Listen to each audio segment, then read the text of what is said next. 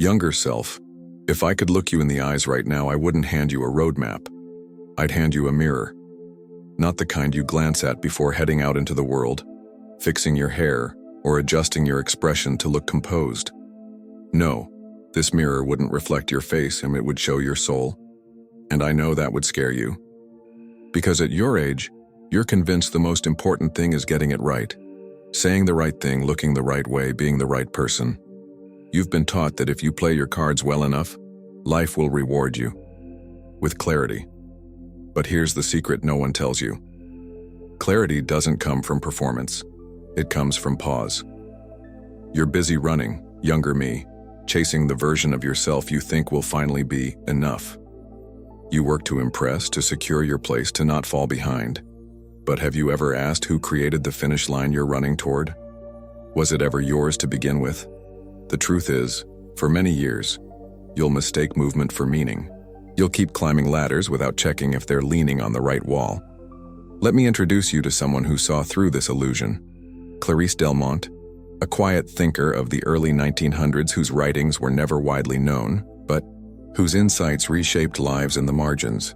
She believed the world doesn't just silence people, it convinces them to silence themselves. And that's what you've done, haven't you? Hidden parts of yourself because they didn't fit the script.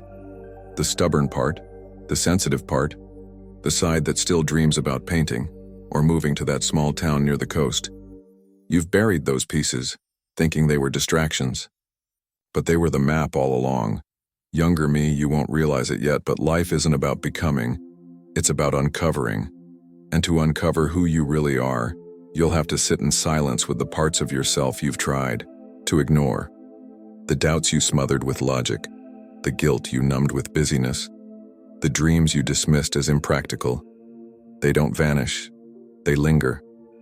And the longer you refuse to acknowledge them, the heavier they grow. At some point, maybe around age 42 or maybe earlier, when the job that once excited you starts to feel like borrowed clothes, when the friendships you built feel scripted, when the dreams that used to fuel you seem oddly distant, a quiet rebellion will begin. It won't look like fireworks or breakdowns, it'll be subtle, a disinterest in small talk, a restlessness you can't explain, a sudden tear while brushing your teeth. You'll tell yourself it's nothing, but it is everything. This is not a crisis. This is your soul knocking, and it will keep knocking until you open the door. But opening it will take courage, younger me. Because on the other side isn't an easy answer. It's the truth you've been avoiding, that the person you've become is only a fraction of who you could be. Not because you failed, but because you followed rules that weren't yours. Because you listened to the noise and forgot your own voice. Clarice once wrote, "We do not become lost by taking wrong turns, but by ignoring the compass inside." That compass? It's still there. You haven't broken it. You've just stopped consulting it. You've believed for too long that certainty is found in systems, careers, praise, things that look solid from the outside. But real certainty? That quiet kind that settles in your chest and makes your steps lighter? It only comes when your outer life finally stops contradicting your inner one. So let me ask you, what part of yourself have you been hiding to be accepted? What dream have you shelved to be practical? What truth have you swallowed because you feared it would make others uncomfortable? Younger me, the time will come, not in a loud revelation but in a still moment, when you'll realize that peace doesn't come from finishing the race faster than others. It comes from realizing the race was never the point. There's something else you need to know, younger me. The life you're building, and with its accomplishments, its polished image, its carefully chosen milestones, won't fall apart. It just won't feel like yours. And that's the dilemma most people face without realizing it. They achieve a version of success and then quietly grieve it, not because it failed, but because it didn't deliver what they hoped it would. At 39, I met a man named Elias, a former marine engineer who had spent most of his adult life charting trade routes across oceans. When I met him, he was painting murals in an orphanage, barefoot and smiling like a child. He told me something that has never left me. I didn't change my life. I finally stopped resisting the one that was calling me. That, younger me, is the essence of midlife. Not reinvention, realignment. You've been taught to fear this chapter, as if turning 41 or 47 or 53 is a countdown to irrelevance. But it's not. It's a return. A return to the self you abandoned in the name of being responsible, admired, likable. The strange truth is that many people live more fully in the second half of life than they ever did in the first. Why? Because they finally stop asking for permission. Younger me, I know how deeply you crave clarity. You want signs, maps, guarantees. You want to know which decision will lead to happiness and which will lead to regret. But clarity, I've learned, is not a light that appears before the path. It's the glow that comes after a brave step into the unknown. And you will need bravery. Because walking away from the things that no longer serve you, even if they once meant everything, will feel like betrayal. People will question you. They'll say you've changed. And you'll be tempted to shrink, to explain, to soften your truth. But don't. Because when you begin to live with inner congruence, when your values, your choices, your voice finally align, something remarkable happens. Peace stops being conditional. It becomes permanent. You might wonder, but what if I've gone too far in the wrong direction? Let me assure you, the only wrong direction is the one where you ignore yourself. Every detour has taught you something. Every role you played, every mask you wore, even the ones you now regret, gave you a glimpse of what's not yours. And sometimes, knowing what you're not is the clearest way to discover what you are. I need to pause here for a moment. Dear listener, not just to reflect but to invite you, if any part of this journey feels like your own. If these words echo in places you've been too quiet to explore, then I want to ask something of you. Not as a content creator, but as a fellow traveler. Tell me below, what mask have you outgrown? What version of yourself are you quietly ready to let go of? You don't need to write a novel, just a line or even a word. Sometimes naming it is the first act of freedom. And if this reflection stirred something real in you, consider subscribing.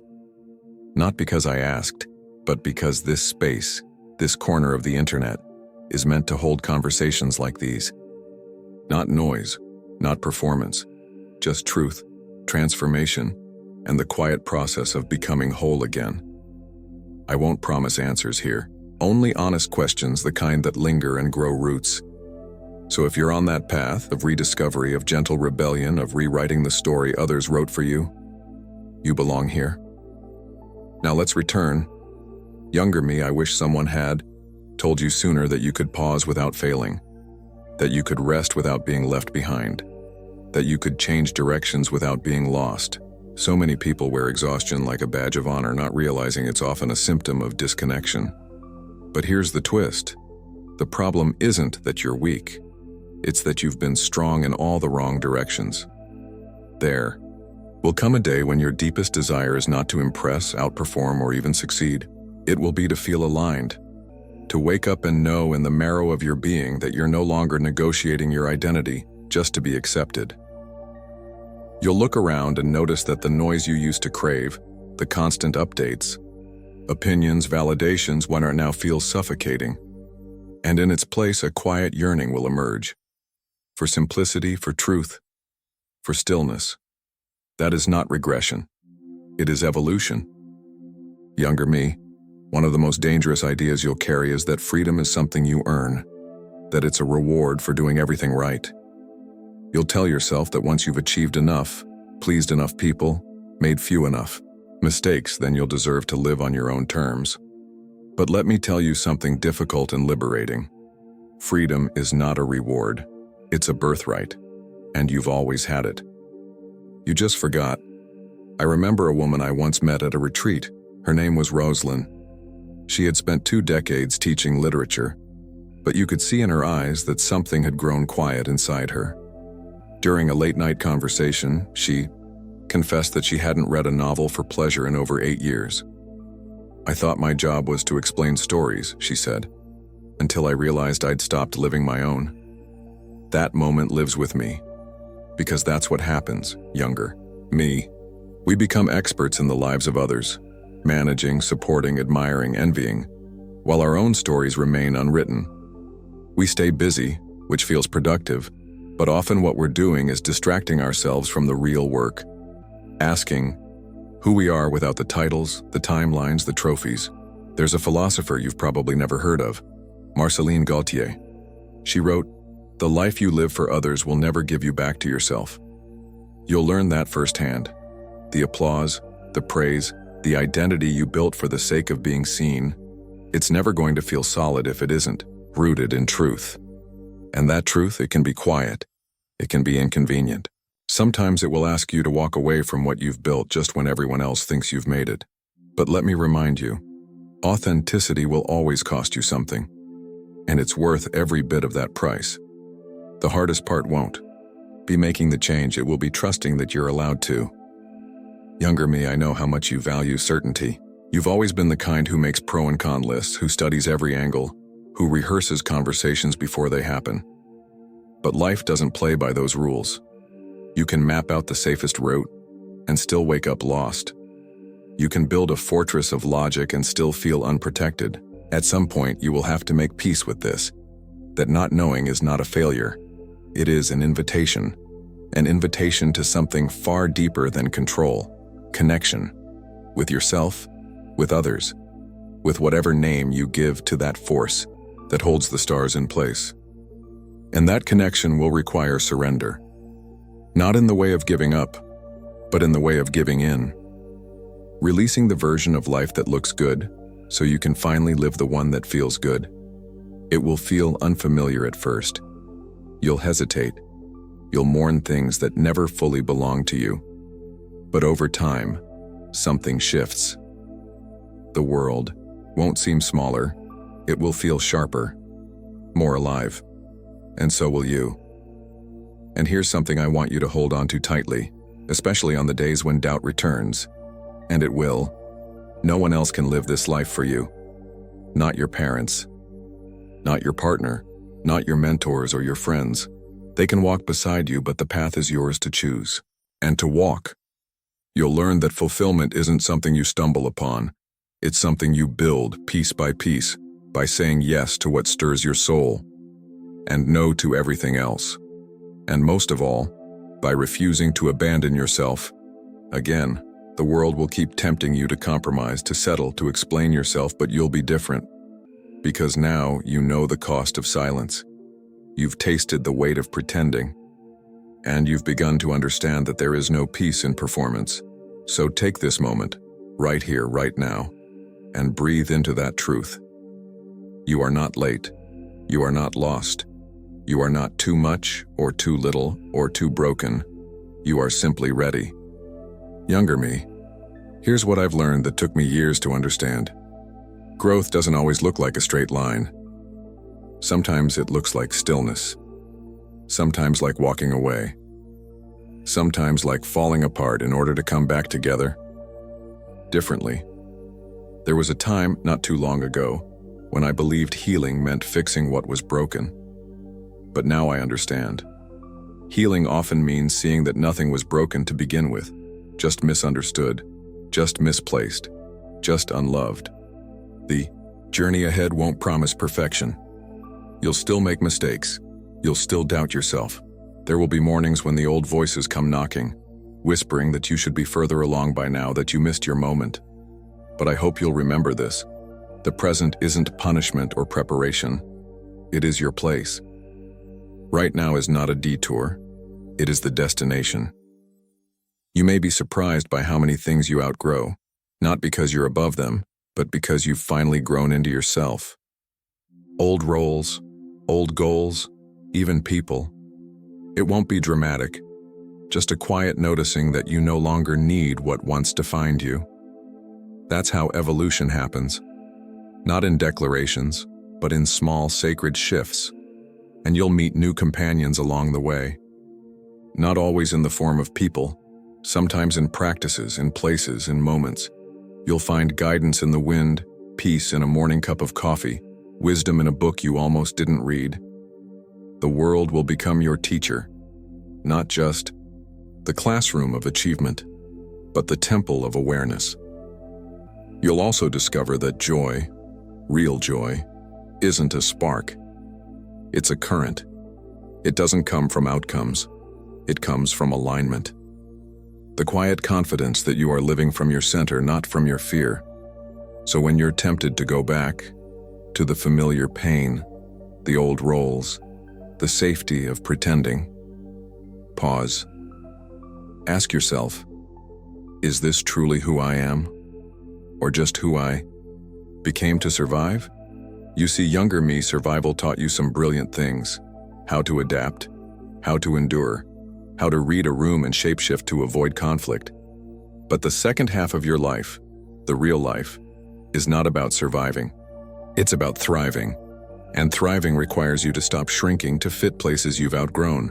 This is where I'll leave you, not with answers, but with permission to choose yourself, even when it's inconvenient.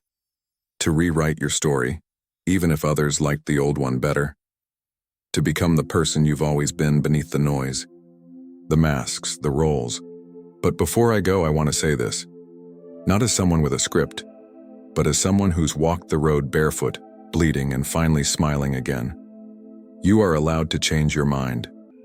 You are allowed to begin again. You are allowed to become someone new without needing a tragedy to justify it.